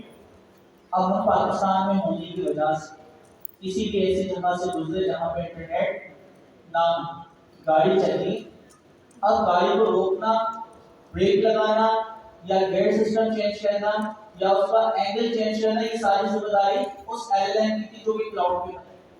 पाकिस्तान में ड्राइवरलेस कार आई, इंटरनेट हर जगह पे, हर मकाम पे किसी भी वजह से डिस्कनेक्ट हो जाए तो गाड़ी चलिए, और उसको रोकने वाला सिस्टम, उसको मोड़ने वाला सिस्टम, सारी कंट्रोलिंग वाला सिस्टम जो है वो डिस्कनेक्ट हो गया। क्या होगा, क्या होगा, तो गाड़ी फिर इसी तरह चलेगी जैसे नताशा ने गाड़ी चलाई, ठीक है, तो रुकेगी, कि वो दिमाग भी काम नहीं कर रहा था, जब दिमाग भी कंट्रोल नहीं कर पाया तो गाड़ी तो उड़ेगी, डिसीजन नहीं ले पाएगा। अच्छा, तो पता हमें चला कि दिमाग जो है वो क्या है, अगर क्लाउड कंप्यूटिंग के ऊपर खाली हम रखें और ये डिस्कनेक्ट इसी वजह से हुआ, तो ड्राइवरलेस कार कितनी लोगों की जान ले सकती है। तो फिर क्या करना चाहिए, फिर एक और कंप्यूटिंग होती है जिसे हम कहते हैं एज कंप्यूटिंग। एज कंप्यूटिंग क्या होती है, ड्राइवरलेस कार के अंदर अपना एक सेंट्रल सर्वर बना, छोटा सा, जो कि वो सारी नेसेसरी आपके ऑपरेशंस जो कि वो दिमाग हमसे कंट्रोल कर रहा था, अगर किसी भी वजह से डिस्कनेक्ट हो जाए तो ये एज सर्वर जो है आपकी स्पीड को कंट्रोल करना, ब्रेक को लगाना, वो सारे मेजर्स ऑपरेशंस जो कि इंटरनेट की डिस्कनेक्टिविटी की वजह से आप नहीं कर पा रहे थे, ये इंटरनेट सर्वर को डिसीजन। तो दूसरा हमारे पास कंप्यूटिंग होती है वो क्या होती है, एज कंप्यूटिंग, जो कि सारे ऑपरेशंस को कंट्रोल करे। एक होती है लीफ कंप्यूटिंग। लीफ कंप्यूटिंग के अंदर क्या होता है दोस्तों, जो कि आपके माइक्रो सेंसर या माइक्रो कंट्रोलर सिर्फ स्पीड से वैल्यू, स्पीड बढ़ानी है या कम करनी, उसको कंट्रोल करने के लिए भी एक मॉड्यूल बना हुआ, एक सेंसर लगा होता है। तो वो सेंसर्स के अंदर भी इसको कंट्रोल करने के लिए हमारे पास जो ऑपरेटिंग सिस्टम्स होते हैं उन्हें हम क्या कहते हैं दोस्तों, माइक्रो कंट्रोलर्स या लीफ कंप्यूटिंग। तो माइक्रो कंट्रोलर्स जो हमारे पास मौजूद है, अब प्रॉब्लम क्या है, क्लाउड कंप्यूटिंग में हमारे पास अनलिमिटेड मेमोरी और कंप्यूटिंग पावर है, एज कंप्यूटिंग में लिमिट कम, उसके अंदर जीपीयू वगैरह कम लगे हुए, और इस कंप्यूटिंग में माइक्रो कंट्रोलर में और ज्यादा आपकी कैपेसिटी क्या होगी, कम हो जाएगी। तो अब प्रॉब्लम ये है कि हम सारी चीजें अगर ज्यादा डेटा लोड करेंगे मेमोरी के अंदर तो क्या होगा, दूसरी जो चीजें वो लोड नहीं हो पाएगी। आपके दिमाग में केवल एक किताब पढ़ के आप याद कर सकते हैं, आप 10 किताबें लोड करें, कर ही नहीं सकते। तो यहाँ पे भी सेम वही चीज है कि जो मॉड्यूल था, इस मॉड्यूल में आपने देखे 10 फंक्शन, अगर उस फाइल के अंदर दोबारा जाके चेक करते हैं तो आप देखेंगे उसके अंदर 10 तरह के फंक्शन हैं, रिस्पांस एलएलएम, प्रिंट एलएलएम, इसी तरह डॉट पेज टैग का भी फंक्शन बनाया, डीएफ के नाम से आप फंक्शन देखते हैं इतने सारे, गेट एलएलएम रिस्पांस और नीचे हम यहाँ पे क्या है, गेट चैट कंप्लीशन ये भी एक फंक्शन है, गेट डॉग एज फंक्शन, ठीक है, गेट कॉलफिश एज की फंक्शन है, गेट गेट एज, इतने सारे फंक्शन हैं। अगर इन तमाम फंक्शंस को हम मेमोरी में लोड करें क्या होगा, रैम है ना, फिजिकल आपके हार्ड ड्राइव में आपकी डिस्क है, फिजिकल हार्डवेयर, कोई भी चीज कंप्यूटर के अंदर प्रोसेस होती है तो उसको हम किस में लोड करते हैं, रैम के टेम्परेरी तौर पे प्रोसेस करने के लिए। तो मैं अगर इस फाइल में ना जिसमें 50 लाख लाइंस लिखी होती, सारी लाइंस को नोट करते हैं और ये माइक्रो कंट्रोल में होता तो बेचारा काम ही नहीं कर पाता। एज कंप्यूटिंग की होती, सारी इजाफी चीजें आप नोट कर लेते, वो काम नहीं कर पाते। तो हमने कहा कि इस फाइल में से सिर्फ और सिर्फ एक फंक्शन इंपोर्ट करो जिसका नाम क्या था, रिस्पांस या प्रिंट एलएम फंक्शन। तो अब आप उस कोड को दोबारा देखते हैं, फ्रॉम वाले कोड को अगर हम दोबारा देखें, फ्रॉम हेल्पर फंक्शन, फाइल का नाम, इंपोर्ट करो प्रिंट एलएम रिस्पांस। तो वहां पे आपके 50 फंक्शन बने, और 50 फंक्शन में से सिर्फ बी वाला फंक्शन आपने क्या करना है दोस्तों, इंपोर्ट करना। ठीक है, तो ये लाइन समझ आ गई। बाकी काम तो फिर बच्चों वाला है, कोड को हम चलाते हैं।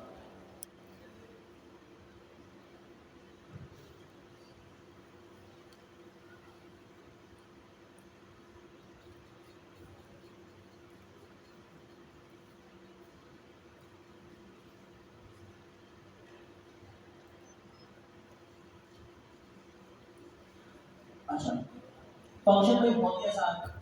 बाकी तो आपको पता है, इसमें जो भी टेक्स्ट पास करेंगे वो एलएम के पास जाएगा, एलएम उसका रिस्पांस करेगा।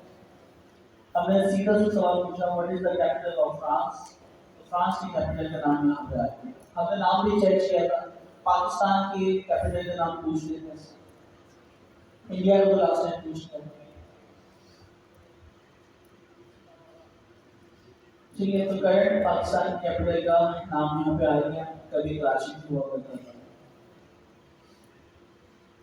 ओके दोस्तों, तो अब आगे की चीज वही, बार बार आप समाधान कर रहे हैं, आपको जवाब दे रहे हैं, आप इस कोड भी लिखवा सकते हैं। इसी को आप कहेंगे पाइथन का दो नंबर्स को ऐड करने का फंक्शन हमें बना के देते हैं, तो ये फंक्शन एक हमें कोड रिटर्न कर देगा जो कि पाइथन का होगा। तो ये हमें पाइथन का फंक्शन थी, जैसे कि जनरेट के बड़े थे के बाद हम कर देते हैं।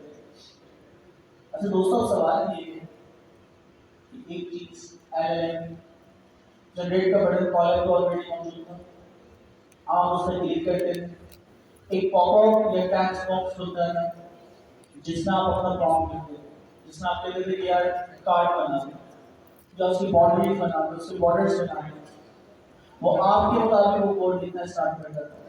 तो एलएलएम तो ऑलरेडी इस पे कनेक्ट था, हमने इतनी मेहनत करी, अपना कस्टम फंक्शन बनाया, जेमिनी के साथ कनेक्ट किया, उसको इंपोर्ट किया, उसका क्या फायदा।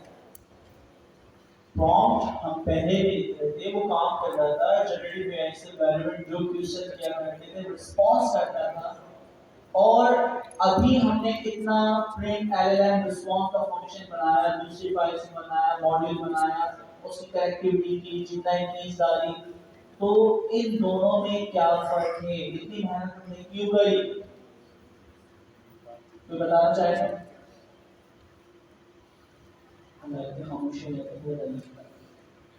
अच्छा मैं बता दूं, देखें जनरेट के बटन पे जो कॉलम के अंदर जेमिनी ऑलरेडी कनेक्ट था, जो एज असिस्टेंट आपको पाइथन कोड लिखने के लिए मिल रहा था, उसका काम जनरेट के बटन पे क्लिक करो, पॉपअप खुलता है प्रॉम्प्ट का, उसमें आप लिखो वो काम करें। तो उसका इंटरफेस सिर्फ और सिर्फ एक, जब भी कोई काम करवाना है तो आपने जनरेट के बटन पे क्लिक करना, प्रॉम्प्ट आपके पास खुलता हुआ, प्रॉम्प्ट को अपडेट करना, आपकी कोड अपडेट हो जाएगा। वो उसका इंटरफेस। हम चाह रहे हैं ऐसा सिस्टम बनाएं जो कि किसी भी डेटा के ऊपर प्रोसेस कर सके, इसके अंदर कोई फाइल पास कर सके, इसमें कोई टेक्स्ट पास कर सके, इसमें कोई पिक्चर पास कर सके, तो फिर हमने अपना जाती फंक्शन बनाया। अच्छा, इस फंक्शन के अंदर अभी हमने क्योंकि लॉजिक लगाया कि क्या पास करने की फॉर्म, तो आपने डेटा टाइप रिस्ट्रिक्ट किया हुआ है कि इसके अंदर सिर्फ और सिर्फ टेक्स्ट है, टेक्स्ट के अलावा कोई चीज पास करके एरर जनरेट करें, लेकिन आप उसके अंदर इमेज वगैरह भी प्रोसेस करवा सकते हैं, तो उसमें जाके और फर्दर फंक्शंस आपको लिखना पड़ेगा। अच्छा, इसमें क्या होता है दोस्तों, इसका फायदा एप्लीकेशन सोचा करें हमेशा में, ताकि आप बिजनेस प्रॉब्लम्स को सॉल्व कर पाएं। कंसीडर करें कि आप टीचर, आपने कोई भी फाइनल एग्जाम बना के दिया, फिजिक्स केमिस्ट्री मैथ्स, अच्छा क्वेश्चन सबके लिए सेम, हर स्टूडेंट अपने आंसर जो है वो राइट करता है, और राइट करने के बाद वो आपको फिजिकल फॉर्म में एज कॉपी आपको सबमिट करना है। अच्छा, हम क्या चाह रहे हैं, हर स्टूडेंट का एक फोल्डर की रोल नंबर के मुताबिक या आईडी के मुताबिक एक फोल्डर बनाया और फाइनल पेपर में जो कुछ उसने सबमिट किया उसको स्कैन करके ऐसा पिक्चर। अच्छा अब क्या होगा, उस पिक्चर को स्कैन करके उसमें जितना भी टैक्स लिखा है एलएलएम में वो तस्वीर के तौर पे जा उसमें जितना टैक्स लिखा है वो लिखा है। पहली चीज। फिर दूसरी चीज, ये सवाल नंबर क्वेश्चन नंबर 1 था, क्वेश्चन नंबर 1 का पेज नंबर 1 पे इसका आंसर लिखा है तो उसके आंसर को मैच करो, सवाल, स्टूडेंट का सॉल्यूशन और खुद एलएलएम भी जो प्रॉब्लम में दी है उसका सॉल्यूशन दिया, तो दोनों को मैच करें और एंड के अंदर स्टूडेंट को 1 to 100 के दरमियान कोई नंबर असाइन करें। तो ये आपकी प्रैक्टिकल लॉजिक हो गई आपकी एग्जामिनेशन चेक करने के। आप सोचेंगे सिस्टम इंशाल्लाह फ्यूचर आप देखते होंगे आपके मैट्रिक के एग्जाम, इंटर के एग्जाम्स जो चेक हुआ करेंगे, क्योंकि कराची में हम इसको फेल ये लोग कर देते हैं, फिर फेलियर का जो रेशियो शायद कम हो जाए, ठीक है, या मुख्तलिफ जो आपकी सिटीज है वहाँ पर बहुत ज़्यादा अगर एआई बेस्ड सिस्टम बनाते हैं, क्यों, क्योंकि वो तो गलती करेगा नहीं, तो प्रॉपर सबको एक जैसे चेक करेंगे। तो दोस्तों आपने एक सिस्टम बना दिया जिसका फोल्डर में हर स्टूडेंट का जो भी आंसर है उसके रोल नंबर के मुताबिक आप सेट कर दें, वो सारी चीजें स्कैन करेगा, आंसर को मैच करेगा और नंबर असाइन कर देगा। तो आपकी एग्जामिनेशन जो चेक होते हैं वो एआई चेक करेगा। तो रोल नंबर 1 एक फोल्डर, रोल नंबर 2 दूसरा फोल्डर, रोल नंबर 3 तो अगर 500 स्टूडेंट है या 50 लाख स्टूडेंट है, हर एक फोल्डर को स्कैन करके प्रोसेस करके नंबर असाइन करके हमारे डेटाबेस के अंदर पहुंचा दिया जाएगा। ये पावर किसकी यूज है, एआई जो हमने ये फंक्शन बनाया, जो आप देखो रिस्पांस एलएलएम, तो रिस्पांस एलएलएम का फंक्शन बैकएंड पे पिक्चर को, इमेज को, टेक्स्ट को सबको प्रोसेस करेंगे।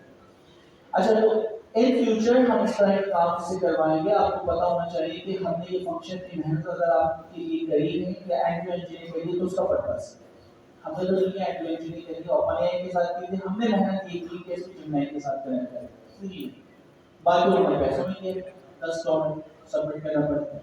अच्छा आगे का जो काम है वो सारे काम हम देखते हैं।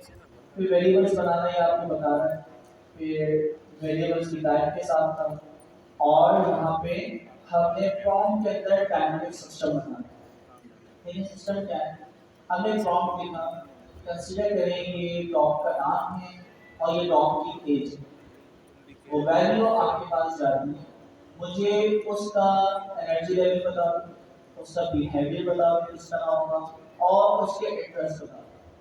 अच्छा अब वो डॉग की सूरत में साइकोलॉजिकल अगर वो देखें तो शायद सारे जो जानवर है वो एक जैसा ही बिहेव करते हैं, अपनी एज के मुताबिक उनके इंटरेस्ट होते हैं, उनकी एज के मुताबिक उनके बिहेवियर्स होते हैं और तीसरी चीज क्या, एनर्जी लेवल भी उनकी एज के मुताबिक। अच्छा अब अगर ये सिस्टम आप इंसानों के लिए कुछ डायनामिक बनाने का सोचें, ऐसा कोई प्रॉब्लम नहीं है, अब उसके ऊपर आपको रिसर्च करना पड़ेगा कि मैं ऐसे कौन से पैरामीटर, वेरिएबल को पैरामीटर नहीं कहेंगे, ऐसे कौन से पैरामीटर्स हैं साइकोलॉजिकल, अगर मैं वो चीजें बताऊं तो मुझे उस इंसान के उसकी एज मैटर करती, जेंडर मैटर करता है और इसके अलावा क्या क्या चीजें हो सकती हैं जिसकी बेस के ऊपर मैं ये 3 चीजों से फाइंड कर सकता हूं कि उनके इंटरेस्ट क्या हो सकते हैं, दूसरा क्या था आपके उसके बिहेवियर्स क्या हो सकते हैं और एनर्जी लेवल क्या हो सकता है, ठीक है। तो ये प्रॉम्प्ट हमने अभी जानवर के लिए लिखा है, आप सामने लिख के देखिए, रिसर्च करिए, मैच रिसर्च आप कोई भी चीज देखें उसके ऊपर जब तक आप रिसर्च करके एंड टू एंड रिजल्ट नहीं लाते आप उसके ऊपर काम नहीं कर सकते। तो आप उसके ऊपर रिसर्च करेंगे कि ऐसे कौन से पैरामीटर्स हैं, फिर आप उसके लिए फॉर्म भी लिखेंगे कि जिसकी बेस के ऊपर अगर मैं वो आपको बताऊं तो उसकी बेस के ऊपर आप मुझे बता सकते हो इस बंदे के इंटरेस्ट क्या होंगे, इस बंदे का बिहेवियर लोगों के साथ कैसे होगा और तीसरी चीज क्या थी, एनर्जी लेवल उसका क्या होगा। तो इस तरह की चीजें आप साइकोलॉजिकल इंसानों के लिए आप सिस्टम बनाना चाहते हो, ठीक है, इंसानों के लिए बनाना बड़ा मुश्किल काम है, ठीक है, जानवरों के चलो उन्होंने लिखा सिर्फ एज और क्या है बस एज के फैक्टर के बेस के ऊपर उसके बिहेवियर, इंटरेस्ट और एनर्जी लेवल जो है आपको पता चल जाता है। इंसानों का तो अलग माने कि आप लोग देख रिसर्च करके शायद कोई सिस्टम बना के हैं, तो आपको पैरामीटर फाइंड करके फिर आप देखें आप उसको क्या बना सकते हैं। तो इसमें कोई मुश्किल तो नहीं है, प्रॉब्लम के अंदर एक्सेस कोई भी है डायनेमिक बनाने के लिए। तो जो भी वेरिएबल के अंदर नाम और एज डाली जाएगी उसकी बिहाफ पे वो प्रॉम्प्ट काम करेगा। तो इसी तरह आप अपने वेरिएबल्स बना दें। तो इंसान के बारे में भी ये तीन चीजें आपको मुझे मालूम करनी है। तो वो कौन कौन से पैरामीटर, इन्होंने दो ही हो सकता है वो 10 है, तो वो 10 पैरामीटर आप उसको वेरिएबल के तौर पे पास करेंगे और बैकएंड पे आपको सारी की सारी तीन चीजें, उनके बिहेवियर, उनके इंटरेस्ट और क्या था एनर्जी लेवल, ये तीन चीज आपको पता है। अच्छा आप चीजें चाहें तो मैं चेंज कर लेना, बिहेवियर, इंटरेस्ट, एनर्जी लेवल, तो उसको आप खुद अपने मुताबिक चेंज कर सकते हैं। तो अब साइकोलॉजिकल आपको परसेप्शन जेनेटिक पे ऐसी कर फिर वेरिएबल के नाम रखने के तरीके, ये तो आप लोगों ने देखी है, इसमें गलतियां आइडेंटिफाई करते हैं। पहले वाला वेरिएबल का नाम सही है दोस्तों, क्या गलती? पहले वाला वेरिएबल ड्राइवर रो नंबर 1 सही है। कितने लोग बोले सही, कितने लोग बोले सही नहीं है? कोई एक भी नहीं। बाकी वालों ने हाथ नहीं उठाया, मुझे बहुत जीनियस से इंटरप्रेट कर दिया।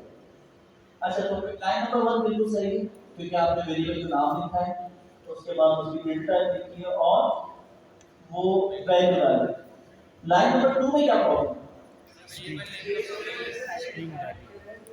स्पेस पहली गलती और दूसरी गलती क्या है? स्पेशल कैरेक्टर सिंगल कोट में हम बनाते हैं। ठीक है, तो ये दो गलतियां अगर आप हटा दो, हम पहली गलती हटाते हैं स्पेशल कैरेक्टर अभी भी, और दूसरी वाली में या तो स्पेस को रिमूव कर दो या फिर इसकी जगह पे लगा दें अंडरस्कोर। इस केस को क्या कहा जाता है? Camel case, camel snake. ठीक है गुड। अच्छा क्लास वाले में क्या गलती? स्पेस। ठीक है, तो हमें पता चल गया आपने गलतियां पकड़ना सीखी तो सुधारना भी आपको आ गया। ये दोनों चीजें आपकी सही हो गई। नेक्स्ट हम चलते हैं। सिंगल कोड क्लोज नहीं कहां पे? ठीक सही कह रहे हो। मैं तो वेरिएबल के ऊपर ही ध्यान दे रहा था काम, आपने वेरिएबल पे ध्यान दिया शुक्रिया। अच्छा नेक्स्ट इसके अंदर क्या हुआ है, उन्हीं वेरिएबल्स को एफ स्ट्रिंग के जरिए कॉल करने की कोशिश की जा रही है, जब ऊपर बने ही नहीं तो नीचे कॉल कैसे? तो इसका मतलब है ये भी एरर जनरेट करेगा। नेक्स्ट लाइन नंबर 1 पहला जो वेरिएबल बनाया है उसमें गलती क्या है? नंबर के पावर से शुरू में नंबर हटा दो। अब क्या गलती? स्पेशल कैरेक्टर क्या है? हाइपर का माइनस। दूसरे वाले में क्या है? पहले वेरिएबल की वैल्यू डाल दी, अक्सर दिमाग में काम सा रहता है, पहले वैल्यू डाल दो बाद में इक्वल टू लगा के उस वेरिएबल का नाम लिख दो। तो इसमें गलती ये है कि वैल्यू पहले डाल दी, इक्वल टू के बाद वेरिएबल का नाम आप बता रहे तो कहीं ऐसा कोई रूल नहीं। पाइथन कहता है वेरिएबल का जो नाम रखना है वो पहले रखो और जो वैल्यू डाली वो बाद में रखो। ठीक है, ये गलती ऊपर कर दिया आपने। लास्ट वाले में क्या गलती?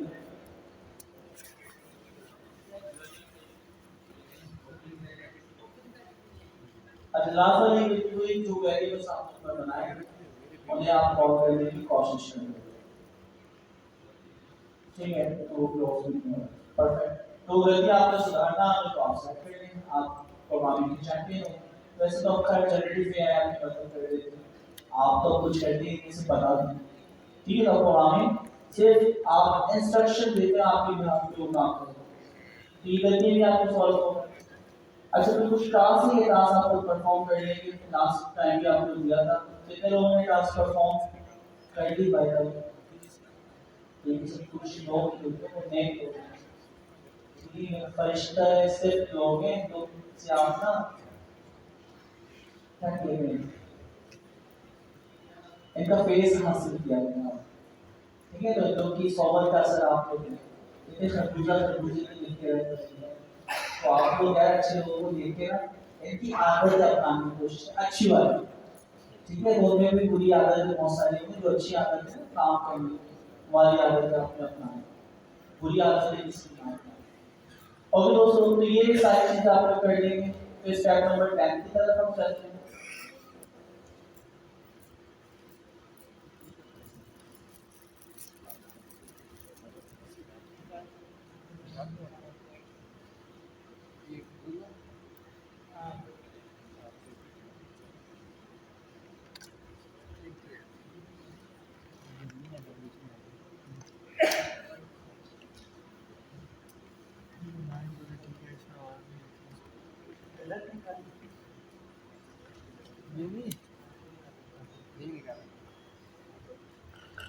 अच्छा बाकी की चीजें हमें अमीन कराएंगे रिटर्न के अंदर, तो अमीन और नहीं।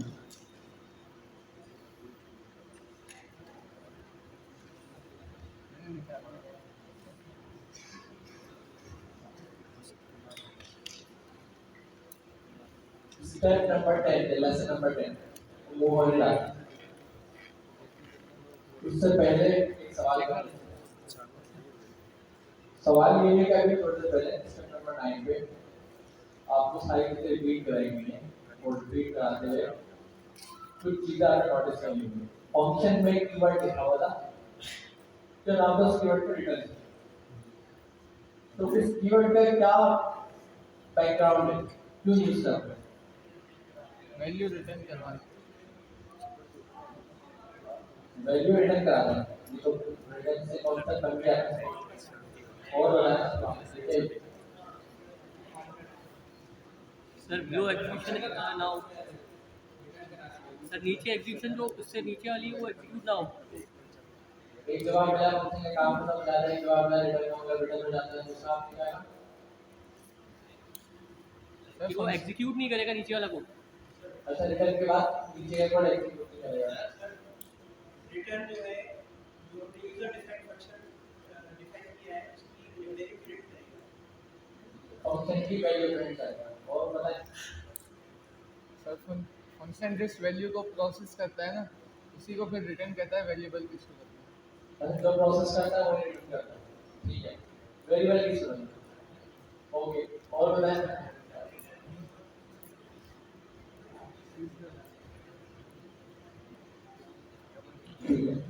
चलिए कॉन्सेप्ट क्रिएट करते हैं। लेसन 10 से पहले ही मैं कोड लिखता ना, और इस कोड में एक प्रिंट लिखते हैं। ये प्रिंट क्या है? प्रिंट फंक्शन है। ये प्रिंट हम इस्तेमाल कर रहे हैं, यूज कर रहे हैं, क्रिएट करने क्या कर रहे हैं? ये हमारा प्री डिफाइंड फंक्शन है जो किसने डिफाइन करा हुआ पाइथन में, तो हमने यहाँ पर इस्तेमाल कर लिया प्रिंट करके। हेलो, अगर हमें कोई फंक्शन बनाना हो तो वो कैसे बनाएंगे? टैग के जरिए बनाएंगे। चलो दो फंक्शन मिल गए, एक बनाना हमने इस्तेमाल करा और एक टैग के थ्रू बना सकते हैं। इस बार का हमारा हेलो वर्ड का सपोज करें आपके पास एक टर्म यूज होती है, उसको आप वेरिएबल के नाम से डालते हैं, वैसे ही ना वेरिएबल के नाम से डालते हैं। उसके बारे में हम थोड़ी देर बाद बात करते हैं। पहले ही प्रिंट को कोड से प्रिंट की कोड को हम जैसे लिखा और रन कर रहा है फॉरन से हेलो वर्ड डालेंगे। अभी एक थोड़ा सा कॉन्सेप्ट है जो आपको मालूम है, वो क्या है कि प्रिंट एक फंक्शन है, बिल्कुल सही बात है, प्रिंट एक फंक्शन है।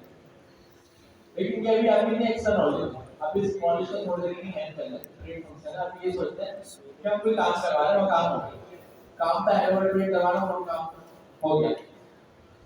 तो यहाँ पर बेसिक में हेलो वर्ड का प्रिंट करवाने वाला काम कॉन्सेप्ट को समझने आपको कि काम क्या करवाना है। वरना अगर हम इसको एडवांस कॉन्सेप्ट यूज करते हैं तो लॉजिक में आपका माइंड चले आएगा 1 2 कॉन्सेप्ट। कभी लॉजिक में ज्यादा भी समझने से काम कुछ भी हो सकता है। नॉन लिनियर है, नॉन लिनियर के जो प्रोटोकॉल्स होते हैं वो पूरे हो रहे हैं, वो भी काम है।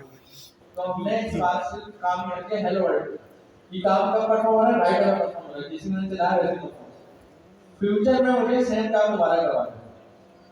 मैंने कहा ना हमें काम में क्या काम हेलो वर्ड है, समझो कि काम हो वो कुछ भी हो सकता है।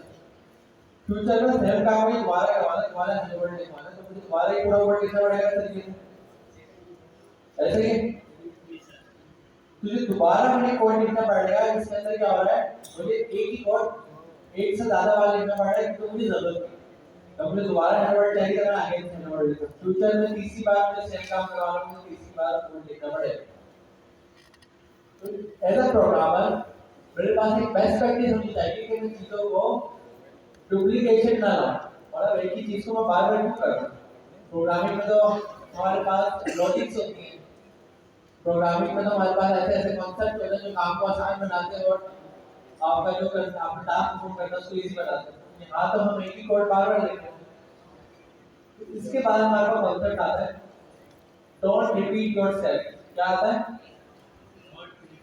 एक बार रिपीट करें, डोंट रिपीट योरसेल्फ का कॉन्सेप्ट क्या आता है कि अगर आपने एक कोड लिख दिया है तो आप उस कोड को रीयूजेबल बना, मतलब बार बार सेम काम नहीं करना। अभी तो एक लाइन का हेलो वर्ड था तो हमें पता नहीं वो बार बार रिपीट करने में, लेकिन जब उससे ज्यादा कोड होगा, जब कोई कॉम्प्लेक्स लॉजिक होगी, जब कोई एक कैलकुलेशन होगी, तो वहां पर दोबारा रिपीट करने का मतलब है उसका जो मिस्टेक हो जाए और हो सकता है कि एक जगह चेंज करने का बजाय तीन जगह चेंज करना पड़े, हर चीज रिपीट करना। तो ये कॉन्सेप्ट आपको देता है कि डोंट रिपीट योरसेल्फ, इसको हम बोलते हैं block of code. Block of code का कॉन्सेप्ट क्या है कि आप अपने कोड को एक ब्लॉक में रख दो और उस ब्लॉक को एक नाम दे दो। जब भी आपको वो कोड दोबारा चलाना हो, उस नाम को आपने एक ही कोड दोबारा चलाना हो, आपने उस कोड को एक ब्लॉक में रख दिया और उस ब्लॉक को एक नाम टैग कर दिया। जब भी आपने वो वाला ब्लॉक चलाना आप उस नाम को कॉल करोगे। एक बार चलाना, एक बार नाम करोगे, दो बार चलाना, दो बार नाम करोगे, तीन बार चलाना, तीन बार नाम करोगे। तो ये कॉन्सेप्ट आता है आपका डेफिनेशन या बोल सकते हैं डेफिनेशन फंक्शन। ये कैसे बनता है, डेफ का कीवर्ड है पाइथन, डेफ का कीवर्ड पाइथन की तरफ से बनाया गया है कि जब भी आपने कोई डेफिनेशन फंक्शन लिखना हो, मतलब डेफ की मदद से डिफाइन भी बोल सकते हो, उसका फंक्शन डिफाइन करना हो तो आप ये डेफ का कीवर्ड लीजिए। इसके बाद जो आपका अगला काम होता है वो होता है कि आप एक ऐसा ब्लॉक ऑफ कोड लिखें जिसको कोई नाम देना। हमने कहा डेफ लिखने जा रहे हैं, डेफ का नाम क्या रखें, नाम यहाँ पर कुछ भी रख सकते हैं। इस तरीके से आप वेरिएबल का नाम कुछ भी रख रहे होते हैं, कुछ भी से मुराद है जो लीगल टर्म्स अवेलेबल हैं उस फंक्शन को डिफाइन करने के लिए या उस वेरिएबल को डिफाइन करने के लिए। तो हमने यहाँ पे एक रैंडम अपने तरफ से नाम सोचा। अब हम सोचते हैं फंक्शन का कराएं क्या, हमें कराना है ग्रीट, मतलब हेलो करवाना, ठीक है। तो हमने कहा फंक्शन का नाम भी ग्रीट रखें क्योंकि एज अ प्रोग्रामर अगर मैं रेलेवेंट नाम यूज करता हूं मुझे प्रोफेशनल मेरा कोड नजर आ रहा है, मैं इसको एबीसीडी लिख सकता हूं, ग्रीट में लिखा। इसके बाद जब भी आप कोई ब्लॉक ऑफ कोड फंक्शन का बनाते हैं आपने पैरेंथेसिस लगा के उसको कॉल करना होता है। इस तरीके से मैंने लिखा ग्रीट, ग्रीट के बाद पैरेंथेसिस में उसको कॉल करा और कॉल करने के बाद हमें क्या बनाना है, ब्लॉक। ब्लॉक किससे बनता है, कॉलन से ब्लॉक बनता है और ब्लॉक के अंदर आपने जितनी भी चीजें लिखनी है आपने इंडेंटेशन लगा दी है। अगर इसको मैं यहाँ पर कुछ भी लिख दूंगा, सपोज करें यहाँ पर मैंने 100 लिख दिया, किस बात पे रहेगा,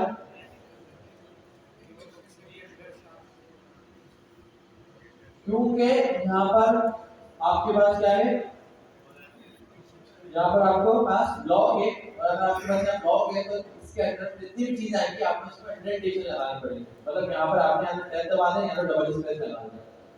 अभी आपने डबल स्पेस लगाया, ये कंसीडर कर रहा है कि मैं इस ब्लॉक के अंदर हूँ। अगर आप ये डबल स्पेस नहीं लगाते तो ये कंसीडर करता है मैं ब्लॉक के अंदर नहीं, मतलब इस ब्लॉक से बाहर, तो बाहर होता है तो वो इसको फंक्शन की स्कोप में नहीं आता, ठीक है। तो यहाँ पर ऐसे हम इंडेंटेशन लगा दें, जब तक इसके अंदर में हम एक लाइन भी लिख सकते हैं और एक से ज्यादा लाइन भी लिख सकते हैं, जितनी टाइम लिख सकते हैं। तो अभी तो कॉन्सेप्ट बना कि आपने एक ब्लॉक बनाया, उस ब्लॉक का फंक्शन बोलना है और उस ब्लॉक का एक नाम रखते हैं ग्रीट। अब मैं इसको रख करके जा रहा हूं। अब देखिए प्रिंट हेलो वर्ल्ड नहीं चला, असूल है थोड़ी देर पहले जब यहाँ पर प्रिंट करवाया गया था तो राइट अवे हो गया, क्विक हो गया बगैर किसी तेल लगाए। लेकिन यहाँ पर देखिए जब मैंने वही प्रिंट का कोड दोबारा लिखा तो देखिए ये प्रिंट नहीं हुआ है, क्योंकि यहाँ पे जो कॉन्सेप्ट आया वो आया कि एक फंक्शन को कंस्ट्रक्ट करा गया है, फंक्शन को बनाया गया है, इस्तेमाल नहीं करा गया। हमने क्या करा कि एक कोड हमारे पास मल्टीपल टाइम इस्तेमाल होता था तो उसे रीयूजेबिलिटी वाला कॉन्सेप्ट होता है कि एक काम को दो से एक से ज्यादा बार इस्तेमाल किया जा सके, रीयूजेबिलिटी। उस कॉन्सेप्ट को हमने रखते हुए एक ब्लॉक ऑफ कोड बनाया। ब्लॉक ऑफ कोड का तस्वीर ये था कि एक कोड एक ब्लॉक में रख दिया, उसको एक नाम दे दिया, जब भी हमें चाहिए उस नाम को पुकारेंगे और वो डालेगा। तो यहाँ पर हमने उसका ब्लॉक बनाया, इसको चलाया नहीं है। अब जब भी आप इस नाम को कॉल करेंगे तो आपका क्या चल जाएगा, ये ब्लॉक चल जाएगा। इस ब्लॉक के अंदर जो भी हेलो वर्ल्ड लिखा हुआ वो रख जाएगा, या कुछ और होता वो भी चल जाएगा। तो नए सेल पे आ रहे हैं यहाँ पर, और नए सेल पे इसको कॉल करने का तरीका देखते हैं क्या होना चाहिए। इसका हम नाम लिखेंगे, जो भी इसका नाम है, और फंक्शन कॉल करने के लिए आपने पहले से इसके ब्रैकेट लगाना जरूरी होता है। अगर आप ये नहीं लगाएंगे तो वो कॉल नहीं होगा। यहाँ पर देखिए, जैसे ही मैं कॉल वाला चलाता हूँ, ऊपर वाला जो मैं चला चुका हूँ, ये कर देगा फ्रेंड हेलो वर्ल्ड। अब इससे फायदा क्या हुआ कि आपने एक ब्लॉक ऑफ कोड लिख दिया, मतलब एक फंक्शन बना दिया, और उस फंक्शन का नाम जैसे ही आपने पुकारा, फंक्शन में जो चीज थी वो काम हो गई। अब उसमें हेलो वर्ल्ड था तो हेलो वर्ल्ड हो गया, कुछ और होता तो हो गया। इन फ्यूचर अगर आपने सेम कोड दोबारा चलाना हो तो आप बजाय इसके कोड लिखिए, आप उस फंक्शन का नाम लिखिए, और फंक्शन के नाम को जैसे आप कॉल करेंगे तो उस फंक्शन में जो भी कंडीशन और स्टेटमेंट्स थी वो सारी रद्द हो जाएगी। ठीक है, ये हमने कॉन्सेप्ट सीख लिया फंक्शन का। कि आपने कोई भी टास्क लगाया है यहाँ पर, वो टास्क एक बार फंक्शन के बाउंड्री में रैप हो गया। अब आप जब भी उस फंक्शन की बाउंड्रीज की अंदर कंटेंट को चलाना चाहते हैं तो आप उसका नाम कॉल करें। एक बार नाम कॉल करके एक बार चलेगा, दो बार नाम कॉल करके दो बार चलेगा। ये कॉन्सेप्ट आया हमारा VLCP का, जिसको हम फंक्शन के नाम से जानते हैं। इसमें कोई सवाल जी?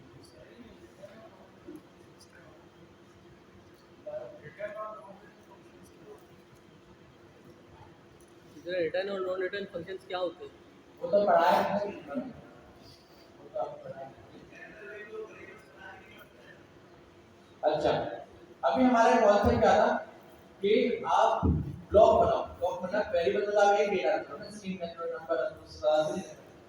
अभी हमारे पास ये कॉन्सेप्ट है कि अगर आपको मेरे रिक्वायरमेंट के लिए लोन लेना है तो लोन लेने के लिए आपने कैलकुलेशंस करनी पड़ेगी। अगर मैं आपको लोन दे रहा हूँ, आप मेरे पास 10,000 वाला लोन चाहिए, मैं आपसे पूछूंगा आपकी सैलरी कितनी है, तो मेरे पास कोई कंडीशन होगी, अगर सैलरी 50,000 से ज्यादा है तो लोन उतना दे सकता हूँ, 50,000 से कम है तो उतना दे सकता हूँ। फिर मैं आपकी ड्यू डिलिजेंस करूँ, फिर मैं देखता हूँ प्रोफाइल अगर आपकी सही है तो मुझे लोन मिल जाएगी।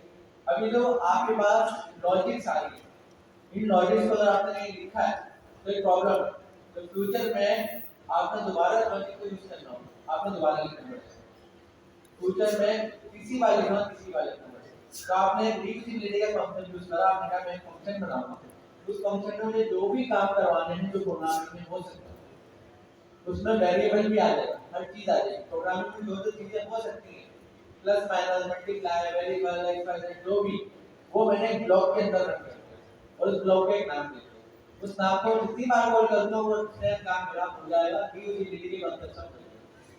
सही है, क्योंकि ब्लॉक के अंदर अभी हमने एक लाइन लिखवाई है, हमसे ज्यादा लिखवाई। हम इसमें डिसीजन भी ले सकते हैं कि अगर सैलरी 50,000 है तो क्या करना, 50,000 तो क्या करना। ठीक है, इस तरह की इसमें और चीजें आ सकती हैं। अभी ये ब्लॉक ऑफ कोड हमने समझ लिया, देख भी लिया। अब इसमें फर्दर हम एक कॉन्सेप्ट पे जाते हैं। अब वो कॉन्सेप्ट को थोड़ा गौर से देखना। सपोज करें कि ग्रीट है, कि ग्रीट कॉल हो रहा है, वो कॉल होने के बाद फंक्शन के बाद फंक्शन को कॉल कर रहा है, प्रिंट क्या चल रहा है, क्या प्रिंट यहाँ पे चल रहा है जहाँ पर ये कॉल हुआ, या प्रिंट फंक्शन के अंदर लाइन नंबर 1 पे चल रहा है। फंक्शन के अंदर यार बोलते हैं वो लाइन नंबर 2 पे चल रहा है। मतलब आप ये कह रहे हैं प्रिंट लाइन नंबर 2 पे चल रहा है या प्रिंट नीचे यहाँ पे चल रहा है?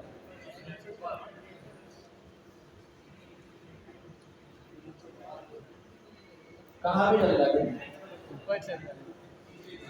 सपोज करें लाइन नंबर 1 2 3 4 चार लाइन का नाम रखिए।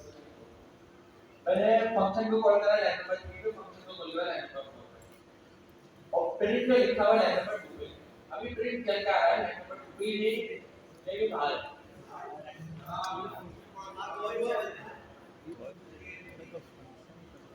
अब ये थोड़ा सा कॉन्सेप्ट है जो मोस्टली बिगिनर्स के नहीं पता होते, तो जिन लोगों ने कहा है बाहर है बिल्कुल गलत बताया। रीजन आप फंक्शन हमारे पास ब्लॉक ऑफ कोड है, सही है। ब्लॉक ऑफ कोड मतलब कोड फंक्शन के अंदर, कोड की डिक्लेरेशन जहां पर हुई है वो कोड उसने मेमोरी में अपने पास उठा के सेव कर लिया।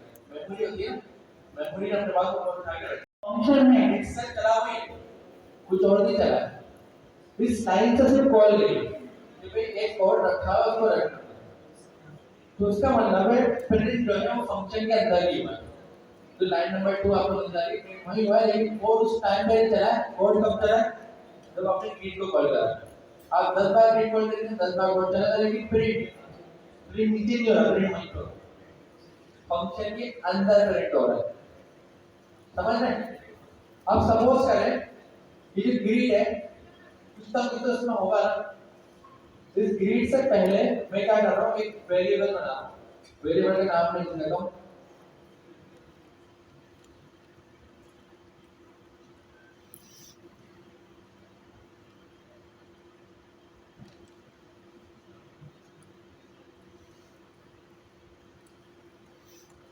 वेरिएबल का नाम है लगता है greet to the class greeting to the class ठीक है तो ये मैंने ग्रीडिंग टू दी क्लास का वेरिएबल का एक नाम से वेरिएबल बनाया और इक्वल्स टू करके उसमें क्या नाम कर दिया ग्रीड अब मुझे बताया अगर ये कोड मैं रन करता हूं वेरिएबल का काम आप लोगों को पता है वेरिएबल क्या करता है अच्छा आपको बताया वेरिएबल की डेफिनेशन क्या है स्टोर वेरिएबल डेटा स्टोर करता है और बताएं